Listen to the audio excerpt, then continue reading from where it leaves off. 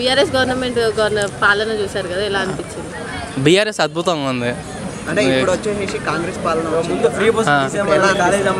ఏం బాగాలేదన్న అసలు. ఈ ప్రభుత్వానికి ఎలా ఉంది? పోయిన ప్రభుత్వం అద్భుతంగా ఉంది. మనకి ఇక్కడ హైదరాబాద్ని చాలా అంటే చాలా డెవలప్ చేశారు. వేరే జిల్లాలు కూడా మంచి మంచి డెవలప్మెంట్స్ అంటే మంచిగా జరుగుతున్నాయి. ఇప్పుడు కాంగ్రెస్ వచ్చి ఒక ఫ్రీ బస్ ఇచ్చింది, లేడీస్కి ఇచ్చింది, ఆటో వాళ్ళ కడుపు కొట్టింది.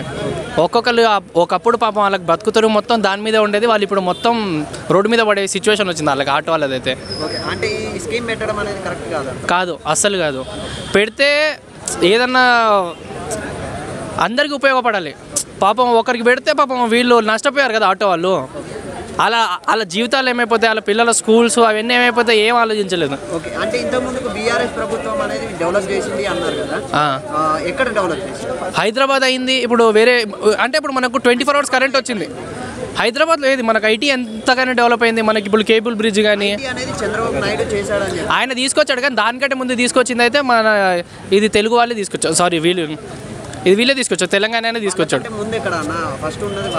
లేదు, దానికంటే ముందు మీరు నాకు అంత పేరు తెలియదు ఆయనది.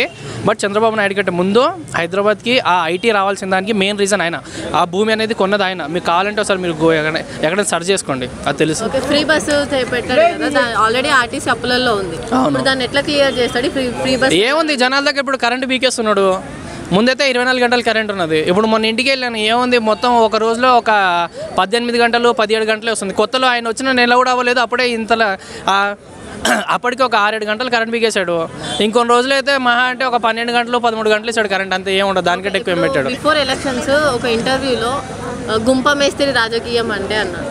సో దాని గురించి ఏమంటారు? నేను వినలేదండి, దాని గురించి అంత ఐడియా లేదు. అంటే ఇప్పుడు ఆయన అలానే పాలిస్తాడా? నాకు తెలియదండి. ఇప్పుడు ప్రస్తుతానికైతే నాకైతే నా రాజకీయం అయితే నాకు ఏమాత్రం నచ్చలేదు. పాతది చాలా బాగున్నది. ఇప్పుడు ఇక్కడికి వచ్చేసి పాపం ఆటో వాళ్ళు నష్టపోయారు. వచ్చిన ఉన్న కరెంటు పీకేస్తున్నాడు. మళ్ళీ ఇప్పుడు ఏదో టన్నెల్ ట్రైన్స్ అవి అంటున్నాడు. అది వస్తే బాగానే ఉంటుంది, కొంచెం డెవలప్ అయితే అవుతుంది మంచిగా. వేరే కంట్రీస్ లాగా మనకు కూడా కొంచెం స్పీడ్గా వెళ్ళిపోవచ్చు ఎక్కడికన్నా. కానీ మొత్తం నేను టన్నెల్స్ది అది ట్రైన్ పెడతా అంటున్నారు, అది మ్యాగ్నెటిక్ ట్రైన్ పెడుతున్నాడు. పెడితే బాగానే ఉంటుంది, కానీ అది ఎప్పటికి వస్తుందో నమ్మకం లేదు. వచ్చే 5 years ఏమో, కానీ నెక్స్ట్ ఇయర్కి మళ్ళీ ఆయన ఎలక్షన్స్ వచ్చేప్పటికి మళ్ళీ అప్పటికి కొన్ని పథకాలు అప్లై చేసి మళ్ళీ అప్పటికి నేను ఏదో ఆయన సీఎం అయిపోవాలని చెప్పి ఆయన ఆలోచిస్తున్నాను, కానీ అది అవ్వదు. జరగని పనులు అవన్నీ.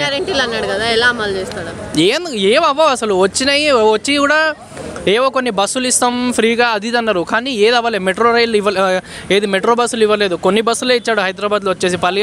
పల్లె వెలుగులు, ఎర్ర బస్సులు అవే ఇచ్చాడు, కానీ సూపర్ లగ్జరీ అవేమి ఇవ్వలేదు. మరి అయితే ఇప్పుడు రైతు బంధు చేస్తానంటున్నాడు కదా, దానికి ఏమైనా లిమిట్ పెట్టొచ్చు అంటారా? ఎంత లిమిట్ పెడితే కరెక్ట్ అంటారు? అర్థం కదా. రైతు బంధు ఇప్పుడు రైతు బంధు ఇస్తామని చెప్పారు కదా, దానికి ఎంత లిమిట్ పెడితే కరెక్ట్ అంటారు? ఏముందన్న, ఆయన ఎంతో కొంత ఇస్తాడు, కానీ కొంచెం ఎక్కువనే ఇస్తాడు. ఇప్పుడు కేసీఆర్ ఎంత ఇచ్చాడు, దానికంటే కొంచెం ఎక్కువనే ఇస్తాడు. కానీ 5,000 ఇస్తా అన్నాడు కదా, అతను 5,000 ఇచ్చాడు కదా, ఇప్పుడు ఇతను వచ్చేసి 7,500 ఇస్తాను. 7,500 ఇస్తాడు, 10-15 వేలు లాగేసుకుంటాడు జనాల నుంచి మళ్ళీ. ఓకే, ఇప్పుడు December 9th నేను రైతు బంధు మాఫీ చేస్తాను, దాని గురించి ఇంతవరకు మాఫీ అవ్వలేదు, మరి ఏమంటారు? అది వస్తాయో అదే చెప్తున్నాను, వస్తే మంచిది. వస్తే నమ్మకం ఎవరికి గ్యారెంటీ లేదు. ఓకే, ఇప్పుడు బీఆర్ఎస్ గవర్నమెంట్ ఎలక్షన్స్ ఉన్నాయి 2 days అంటే సాటర్డే సండే వచ్చిన మండే రోజు మార్నింగ్కి రైతు బంద్ వేసింది, దాని మీద ఏమంటారు? అర్థం కాదు సార్. ఎలక్షన్స్కి ముందు బీఆర్ఎస్ గవర్నమెంట్ ఎలక్షన్స్ 2 days ఉందన్నప్పుడు సాటర్డే సండే వచ్చింది, ఒక్కరోజు మండే రోజు ఒక్కరోజు గ్యాప్ ఉండే, ఆ గ్యాప్లో అందరికీ రైతు బంద్ వేసింది, దాన్ని ఏమంటారు? అప్పుడా 10 years బ్యాక్ బిఫోర్ ఎలక్షన్స్. అచ్చా, దీనికంటే మొన్న ఎలక్షన్ అది అంతలా నాకు తెలియదు. రైతు బంధు గురించి అంతలా తెలియదు, కానీ ఇప్పుడు కొంచెం నేను డెవలప్మెంట్ గురించి మాట్లాడితే మాత్రం బీఆర్ఎస్ ఉంటే మంచిదని నా ఫీలింగ్. ఓకే, ఇప్పుడు బీఆర్ఎస్ లో ఐటీ డెవలపర్ గా మన కేటీఆర్ ఉన్నాడు. అలా ఎవరైనా కాంగ్రెస్ లో ఉన్నారు? అసలు రాదు. ఆయన ఎవరో ఒక ఆయన వచ్చాడు, ఆయన సరిగ్గా హిందీ మాట్లాడడానికి రాదు, తెలుగు మాట్లాడడానికి రాదు, ఇంగ్లీష్ సరిగ్గా మాట్లాడు. అసలు ఎవరికి ఏ ఒక్కరికి హోప్ లేదు ఆయన చేసుకుని. మళ్ళీ కేటీఆర్ వస్తే కానీ హైదరాబాద్ ఒక రేంజ్కి వెళ్తుంది. ఇదైతే పిలిచే అవకాశం అసలు లేదు. ఎందుకంటే ఆ పార్టీస్ ఈయన రేవంత్ రెడ్డి చాలా ఆయన అది వీళ్ళకు ఉంటుందిగా పార్టీలో అంటే వీళ్ళ పార్టీ వాళ్ళనే వీళ్ళు పెట్టుకోవాలి అని చెప్పి వీళ్ళకి పైనుంచి ఆర్డర్స్ వస్తాయో మళ్ళీ వీళ్ళు పెట్టుకుంటారు కదా. అంటే కేటీఆర్ ఒక ప్రజల గురించి ఆలోచించే వ్యక్తి వెళ్ళొచ్చు అంటున్నారు, మరి ఏమంటారు దాన్ని? ఛాన్స్ అంటే ఈయన వెళ్ళడానికి రెడీగా ఉన్నా వాళ్ళు పిలవడానికి రెడీగా ఉంటారు. ఎందుకంటే హైదరాబాద్ని సంగనాకించడానికి రెడీగా ఉన్నాడు ఆయన మళ్ళీ ఆయన పిలిపించి దాన్ని ఏదో గొప్పగా చేస్తానంటే నమ్మకం అయితే లేదు. ఏదో పెడితే 1-2 పథకాలు ఏమైనా మంచి పెడతారేమో కానీ బీఆర్ఎస్ వాళ్ళు పెట్టినంత గొప్పగా అయితే వీళ్ళు చెయ్యరు. అంటే ఇంతకు ముందుకు వచ్చేసి మన బీఆర్ఎస్ ప్రభుత్వం వాళ్ళు చాలా టార్చర్ పెట్టారు మన కాంగ్రెస్ వాళ్ళని కానీ బీజేపీ వాళ్ళని.